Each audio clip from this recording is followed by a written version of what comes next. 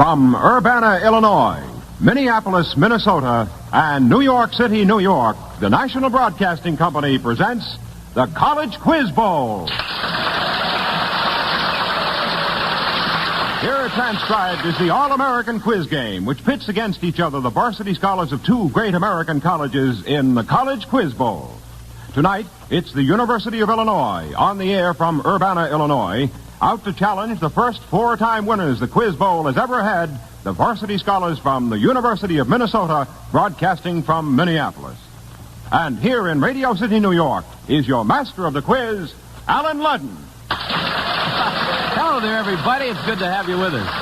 Here we go with another intercollegiate battle of the brains. You know, it should be quite a fight because I hear from my spies out on the Illinois campus that they have an awfully sharp team, one that they feel will finally chase Minnesota clear out of the Quiz Bowl. So, let's go out to Urbana to meet the challengers. On hand to act as referee for Illinois is the man who helped Northwestern rack up 3 straight victories a few weeks ago, a Quiz Bowl veteran from NBC Chicago, Charles Chan. It's nice to have you back, Chan. Well, it's certainly nice to be back, Alan, and from the looks of this Illinois team, I might be here to stay for a while. Now, here's the team which is out to stop that Minnesota streak. Toby Margolis, Chicago, Illinois. Marvin Up, Chicago, Illinois. Brannis Vicky, Chicago, Illinois. Charles Howell, Champaign, Illinois.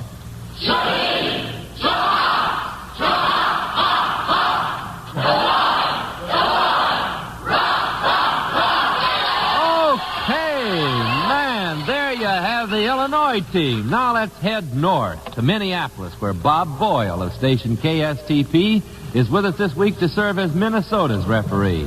What's new in Minneapolis, Bob? Well, Alan, only me, I'm happy to say. In fact, here in Murphy Hall, it's the same old team on deck for Minnesota, maybe 7 days brighter. In any case, they're determined to come up with win number 5. Here they are to introduce themselves. Tom Clayton, Winona, Minnesota. Roger Feinstein, Pelham, New York. Colleen Helgeson, Excelsior, Minnesota. And Jack Davies, Coleraine, Minnesota. Okay,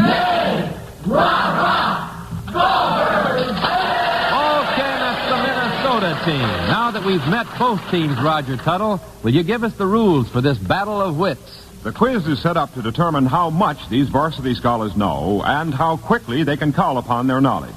And so we have toss-up questions. And this is the way they work. Alan Ludden asks a question, and the first team to signal that has the answer gets a chance to answer. When Illinois signals, you'll hear. When Minnesota signals, you'll hear. And by means of a special electronic selector, the team which signals first, even by a split second, activates its light here on the board in front of Alan and makes it impossible for the other team's light to flash. Now, if the team winning a chance at the toss-up question gives a wrong answer, the question then goes to the other team. And whichever team gives the right answer gets a bonus question. Each question is worth a designated number of points. And the team with the most points at the end of the game is the winner and returns next week to defend its title in the College Quiz Bowl. Well, that's the way the game is played, so now let's play it. And there goes the opening whistle, and here's the first toss-up question. May I tell you first that the winner of this toss-up question gets a chance at a 20-point bonus. Incidentally, this first toss-up one's a tricky one, so you got to think very carefully. Here we go. In Greek and Roman myth, the lowest dog in the world is that underworld character called Cerberus. Oh, I'm sorry. You rang your buzzer before. As a matter of fact, I hadn't asked the question yet, so I'm going to go ahead. Is that all right?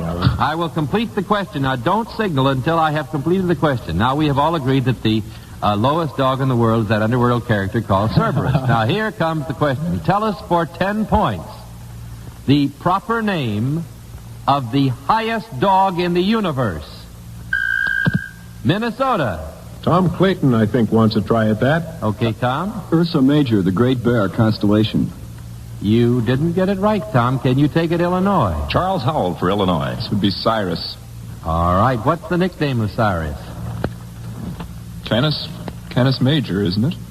Well, he's in the constellation Canis Major, and you're right. That's the dog star, the highest Cyrus dog in the lowest universe. dog. Sirius, I think, is the way I called it, but I think you were right because he is in the constellation Canis Major, and Cerberus, of course, is that three-headed dog that guarded the entrance to Hades. Now, for getting that question, Chuck, You have given Illinois, a chance at a 20-point bonus question. And the first one tonight is a very simple addition and subtraction problem. It's very simple, but you might need a pencil or paper to figure it out. So let's go. You're going to start with the number of the amendment which Susan B. Anthony fought for. And to that number, you should add the number of thieves associated with Alibaba. Now, subtract that sum from the number mentioned in the first line of Lincoln's Gettysburg Address and give us your numerical answer. Anybody on the Illinois team? Who's going to take it, Chan? Can you tell? Well, let's see. They're all looking at each other's figures. Oh, they are? Well, now let's get it. Which one of you? Who's looking at the cheerleaders? Isbicky. Fran, what's the answer? 28. 28, you're right for 20 points. Do you want to tell us quickly how you figured that out, Fran? Pardon? Tell us how you figured that. Well, it was the 19th Amendment, and there were 40 thieves. Yeah. And it was 7 years ago in the first line of the Gettysburg Address. And so 59 from 87 gives you 28, and you got now 30 points. Okay, now we're coming to another toss-up question, and may I tell you both now that whoever gets this next toss-up question will have a chance at a 50-point bonus. So on your toes, here is the toss-up. For 10 points, who said the Battle of Waterloo was won on the playing fields of Eton, Minnesota? Jack Davies had his hand up on that one. Duke of Wellington. Right for 10 points, Minnesota. You have a chance now, Minnesota, at a 50-point bonus question, a 5-part question. This is the sad saga about the high cost of international living. Now, for 10 points each, you're to tell us what country you'd be in if, 1, you had to pay a couple of guilders for a piece of cheese. Holland. Right for 10 points. Now, what country would you be in if it cost you over 1,000 dinars to watch the Greece. belly dancers in Skopje? Greece or Turkey? Greece. Here, but not quite. Yugoslavia. Egypt. Oh. Okay, here's another one. Now, what country would you be in if you shelled out a Quizero for a cup of coffee? C-R-U-I-Z-E-R-O. For a cup of coffee. What country would you be in if you had to do that pay that for a cup of coffee? Spain. No. All right. Portugal. Not quite. It's Brazil. All right. Tell me, what country would you be in if it cost you quite a few escudos for a ticket to the bullfight? Think. What country would you be in if it cost you quite a few escudos for a ticket to the bullfight? Think, Minnesota. No, Mexico. Portugal. Right, Minnesota for 10 points. Now, may I remind you that on a bonus question, the team may work as a team, and I'll take the correct answer when I hear it, as long as they're correcting each other. All right, you've got one more part to this question. What country would you be in if you paid 75 bolivars, B-O-L-I-V-A-R-S, Bolivia, for Colombia. a margarita pearl? Colombia or Bolivia? Venezuela? Paraguay. Venezuela. I heard Venezuela from Minnesota, and that's right for 10 That was points. Roger Feinstein. Okay, Roger, you saved the point there. Okay, now, before we move along to our next toss-up question, let's find out what the stakes are in this quiz game. Roger? Each week, NBC will award to the school of the winning team a $500 gift to be administered by the college. Now, it may go to a scholarship fund or to a campus activity. And each member of the losing team will receive an attractive, dependable Wittnauer wristwatch, a distinguished member of the Longines Wittnauer family of fine watches, since 1866, maker of watches of the highest character. Well, those are the stakes, Alan. And now with the score, Minnesota 40 points, Illinois 30 points. We go back to a toss-up question. And remember, the team answering it correctly gets a chance at a bonus question. Okay, Alan? Okay, the score is very close. Now, I want to tell you we're going to have a bonus question coming up worth 30 points. And this toss-up question happens to be a musical toss-up. You're going to get 10 points if you can tell us who wrote this music. You're to signal when you're ready to stop the music. Who wrote it? Minnesota. Jack Davies. Stevens. No, Irving Berlin. We got a little rhubarb there. I had one answer first from the team, so I've got to take the first answer on a toss-up. No conference on a toss-up question. Now, I'll have to take Colleen's answer as being Minnesota's answer, so it switches to Illinois. What Fran is... Isbicki. Fran? Irving Berlin. You're right for 10 points, Illinois. You got it kind of by default, but you got it. Okay, here we go. Here's Illinois, you want a chance at a 30-point bonus question, and this is a very interesting one. It has 3 parts. It's a total value of 30 points. You know, early this year, Prime Minister Churchill was invested with England's highest and oldest order of knighthood. Now, I want you for just 5 points to give us the title of this order. Anybody in the Illinois team? What was it? Charles Howell. This should be the Order of the Garter. You're right, Chuck. You're right for 5 points. Now, you'll get 15 points for Illinois, anybody on the team, if you will tell us quickly the legend of the origin of the Order of the Garter. Do you know it? Anybody in Illinois? Oh. Nope, we drew a blank, I think. You drew a blank? Well, I'll have to quickly tell you that it was King Edward III who, on a very auspicious occasion back in 1346, when the Countess of Salisbury accidentally slipped her garter at a court ball, King Edward III very quickly and very gallantly diverted the attention of the surrounding guests from the embarrassed lady by binding the blue band around his own knee, saying as he did so, "On y soit qui me le pense." Now, if you can recognize that bad French, you'll get 10 more points if you can give me the King's English of whatever "on y soit qui me le pense" means. Can you give Fran me? Isbicki. Fran? Evil to him who evil thinks. That's right for 10 points, Fran. Okay, let's go back to a toss-up. All right, here we go with a toss-up for 10 points. You are to name the Italian-speaking city to which the Russian foreign minister was recently invited. Illinois. Marvin Knopf. Could that be Trieste? Can you take it, Minnesota? There's puzzlement, but I think Jack Davies has an idea. Try it, Jack. Rome. No, I'm sorry. It was Lugano, Switzerland. That was kind of tricky. It's an Italian-speaking city to which the Russian foreign minister was invited. The Russians refused this invitation to meet with the foreign ministers, usually remember, of France, the United States, and Great Britain. Okay, what's the score, Roger? Well, the score on our blackboard stands Illinois 55 points, Minnesota 40 points with 16 minutes to go in the quiz bowl. Okay, a 30-point bonus is coming up. Here is the toss-up question. In the Bible, Ruth says to her mother-in-law, "Whither thou goest, I will go." Now, what is the name of Ruth's mother-in-law? Minnesota. Roger Feinstein. Naomi. Right for 10 points, Roger. Minnesota, you've now got a chance at a 30-point bonus question, 3 parts. Before I go along, may I say something here? I'd like to make a correction, a very important and embarrassing correction. Last week, in our effort to force me to pronounce again the apocalypse correctly, a word that I had mispronounced the previous week, we had a question about the last book in the New Testament.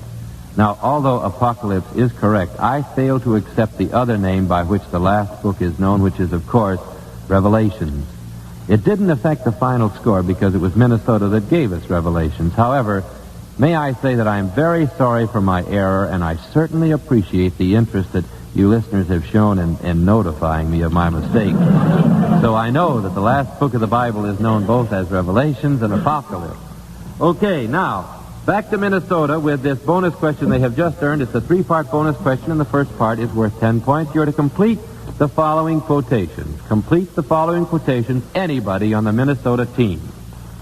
The curfew tolls the knell of parting day. The lowing herd winds slowly o'er the lay. Right. You know any more? Who was that, Roger? Tom Clayton. Tom, that's right, for 10 points.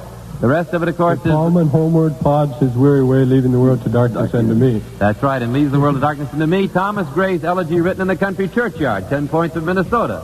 Now, you know, you could sing the answer to this next one if you like. It goes something like this. You're to complete it. Our feelings we with difficulty smother when constabulary duties to be done. Oh. It's Gilbert and Sullivan. Yeah. Well, I'm glad you recognize that. Could you read it once more? Oh, I'd love to, because I like to say it. Our feelings we with difficulty smother when constabulary duties to be done. Don't you think I did that pretty well that last time?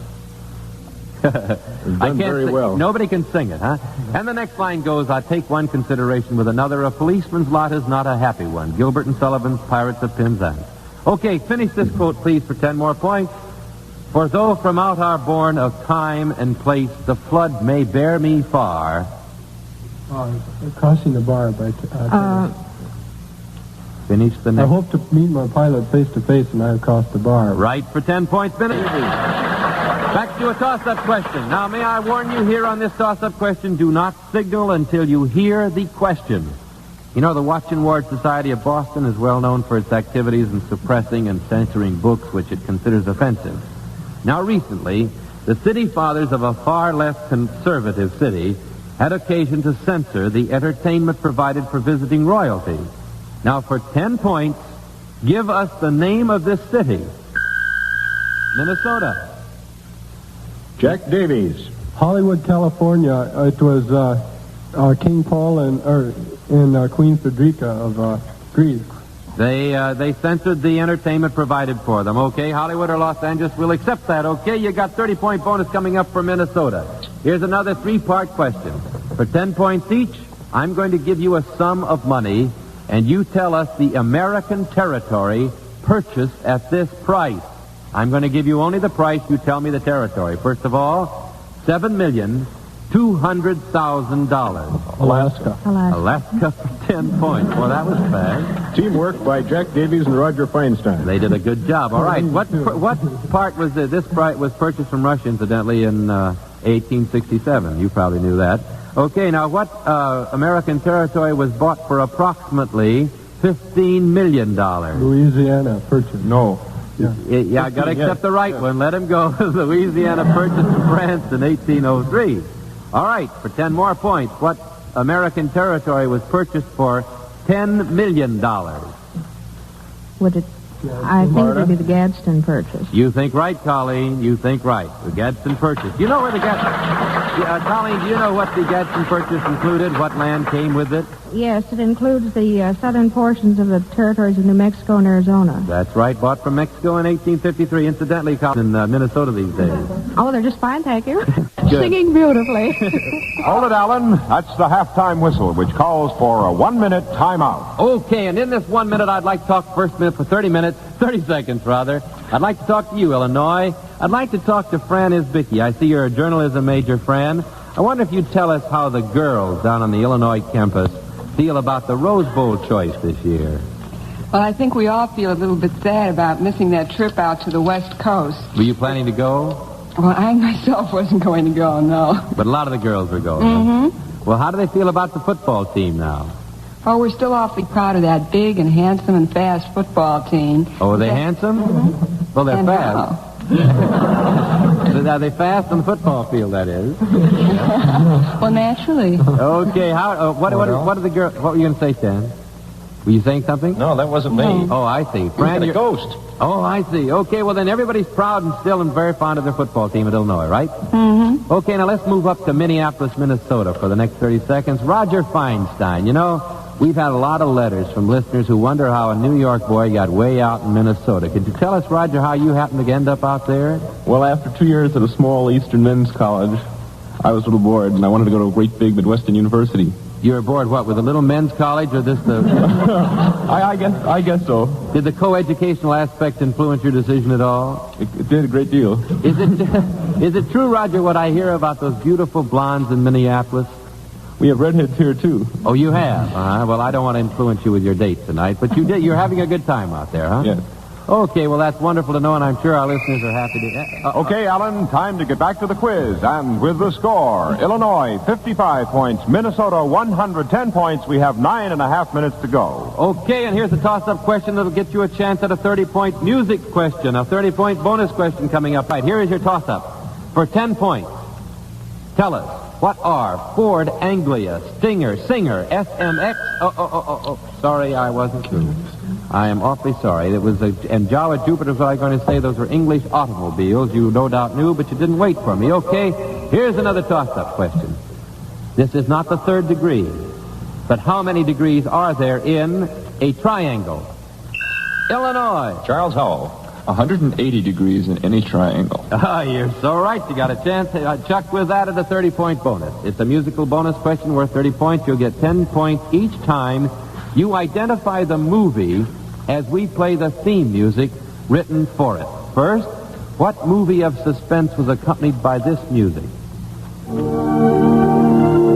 Spellbound. Right for 10 points. Now tell me, what music... Here's music from a more current movie. Give us the name of this film.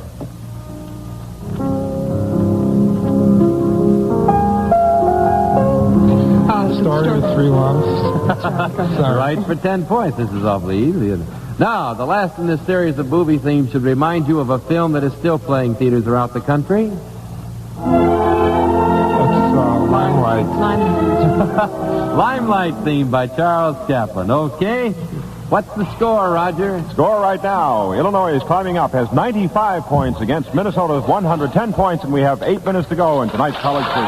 Okay, here we go with a toss-up question who could lead you to a 40-point bonus question. Recently, here's your toss-up. Recently, a leading governmental figure said in effect, "I'm tired," and gave up the premiership he had held for 6 years. For 10 points, who is he? Minnesota. Jack Davies. David Ben-Gurion of Israel. Right, Jack, for 10 points. Okay, you got Jack a chance. Minnesota has a chance now at a 40-point bonus question. In the old days, there were no quick cures for upset stomachs and indigestion. Now, for 10 points each, you to identify the following characters of fact and fiction who ate or drank something that didn't agree with them. Here's one. She ate a poisoned apple and took an extended nap. Snow White. Snow White for 10 points. Here's another one. He ate eels and eel broth and presently died. Oh. Oh, darn it. Colleen is thinking hard. Think hard, Colleen. You know this.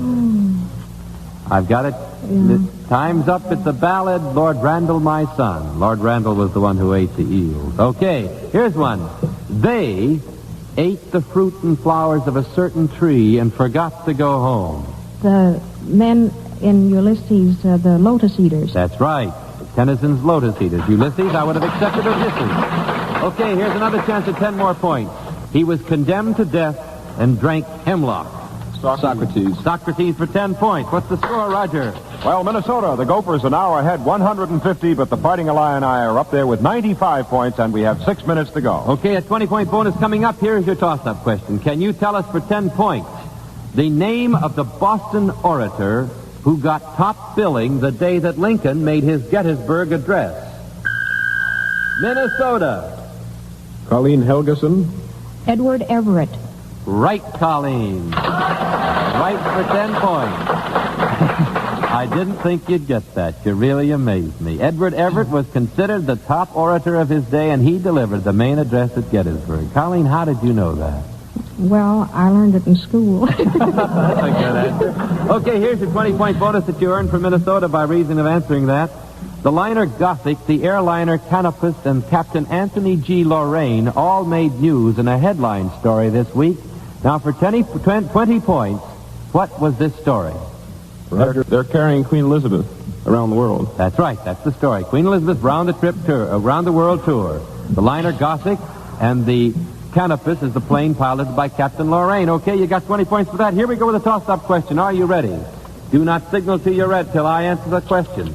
Captain Bligh and his men were forced to row 3,618 miles from an open sea to a point near Java. Now, for 10 points, tell us why.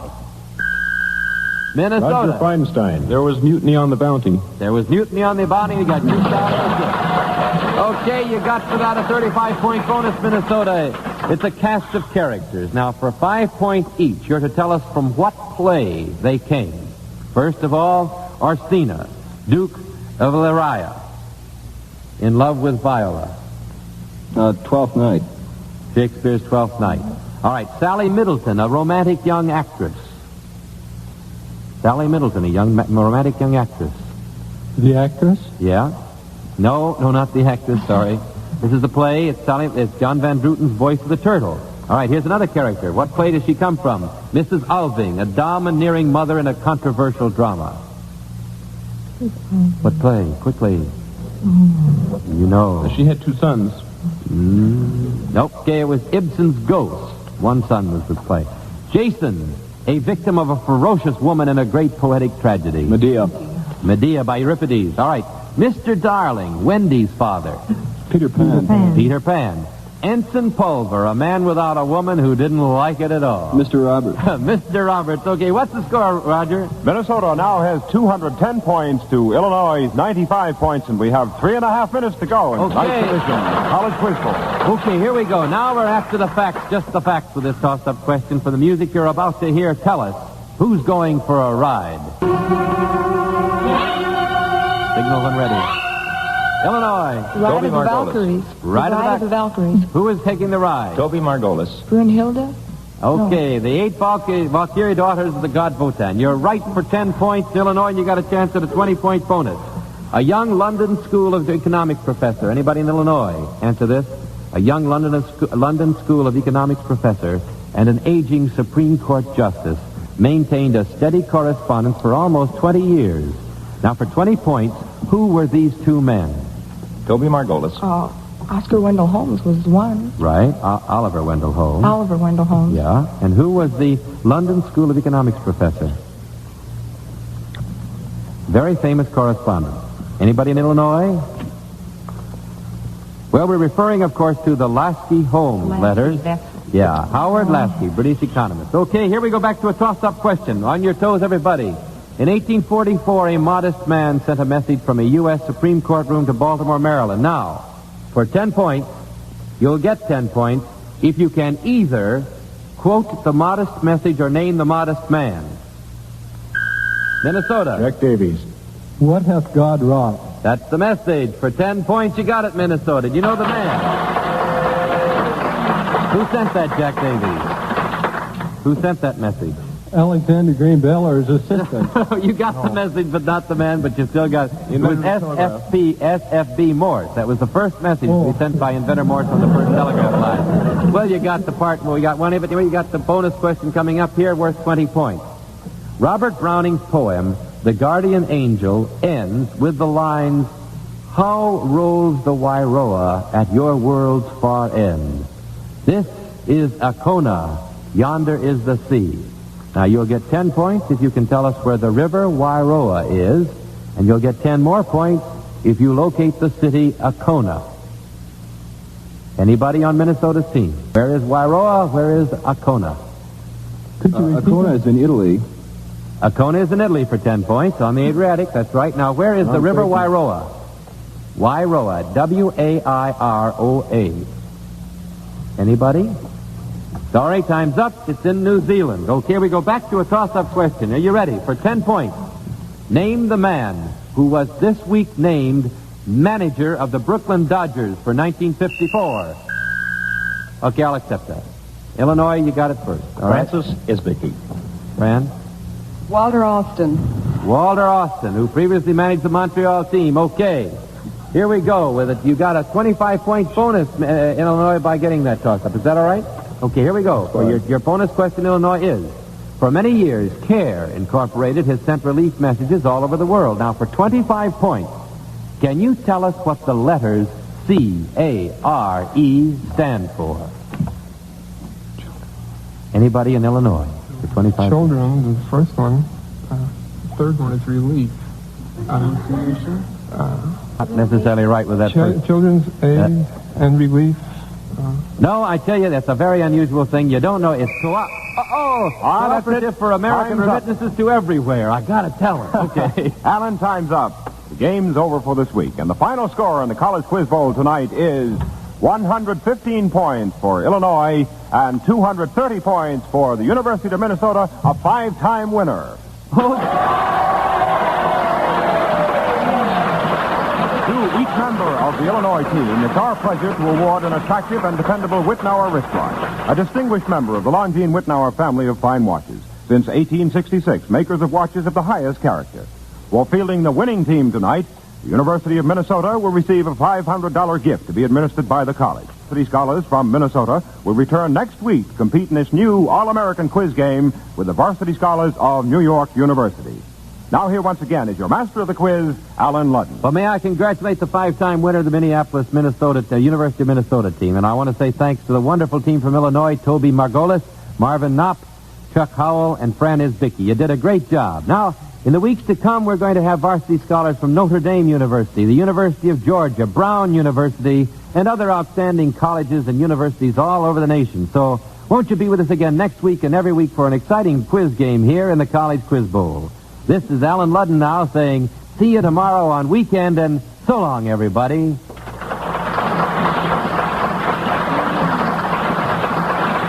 Your referees tonight were for Illinois, Charles Chan of NBC Chicago, and for Minnesota, Bob Boyle of station KSTP in Minneapolis.